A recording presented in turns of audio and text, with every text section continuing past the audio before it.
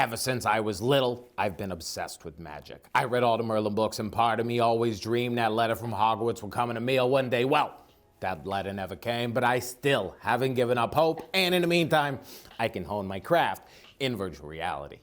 Hi folks, Frank here, and today we're looking at the Wizards Dark Times Brotherhood. Yes, I know it's a mouthful. Now the lovely folks over at Vertigo Games sponsored this video, so sit back, relax, and enjoy some magical wonder.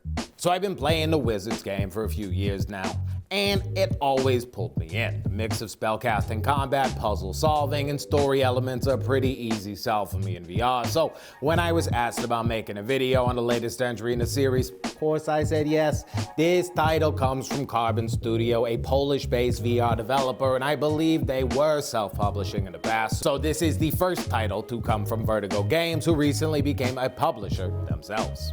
Now, this video specifically targets the PSVR2 version of the game, but if you'd like me to check out the Quest version, please just let me know. Also, I am trying to aim this at someone that has never played the Wizards before, so I'll make sure to give all the real fresh, new information right at the start so I don't bore the vets overall. Now, let's kick it off. With this newly updated version of the Wizards, there is now a co-op mode where you can explore with up to 3 friends. There are new enemies and new variants of older enemies. There are new levels. There are new challenges. The single-player campaign has been completely remastered to take advantage of all the additions. The graphics have been overhauled to take advantage of the latest VR tech, and the controls have been streamlined to feel much more intuitive. Now, you may not want spoilers, so we won't be covering anything about the story today, plus you can really just look it up if you'd like. We'll be talking mostly about how it feels to play the game. So this is just the base spellcasting, which means you slowly build up your repertoire of spells, and each of them are done by holding a specific button and moving your arms or hands in a specific way. To spawn a fireball, you hold the grip, and you turn your hand over. To create an ice bow, you cross your arms and you hold the triggers. It's actually really cool and feels great when it works. I could never seem to safely conjure up exactly what I wanted every single time, and for the most part, I couldn't really figure out what I was doing wrong. That being said, 95% of the time, you're fine. It just led to a bit of frustration when I was in a heat of battle, and I'm sure with more practice, I'll get them unlocked because when it works, you really do feel awesome.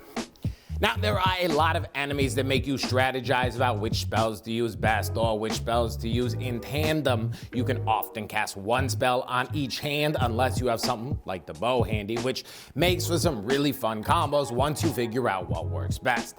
I do wish the actual combat felt a bit meatier.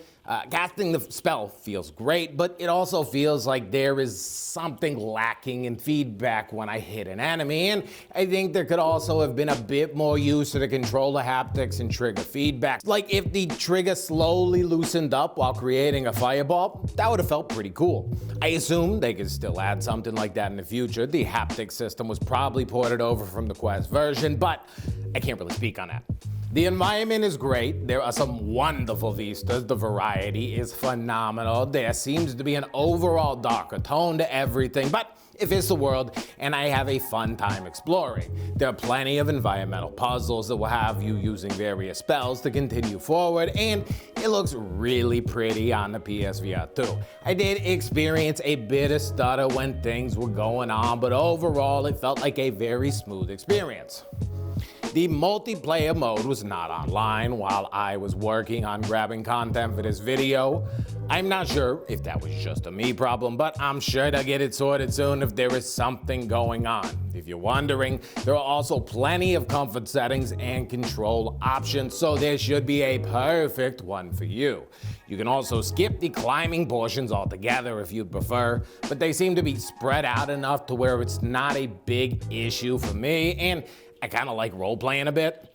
I really think this is a lot of game for a fair price. There's absolutely the chance you've played this in the past and it's hard for you to justify buying it again, but I will always preach to support developers that are passionate about their games, and I would also argue that I feel they've added enough content to justify the cost. I would like to try out the multiplayer. I feel like that could add to the longevity of the title, especially because they have cross-play with other platforms, but time will tell.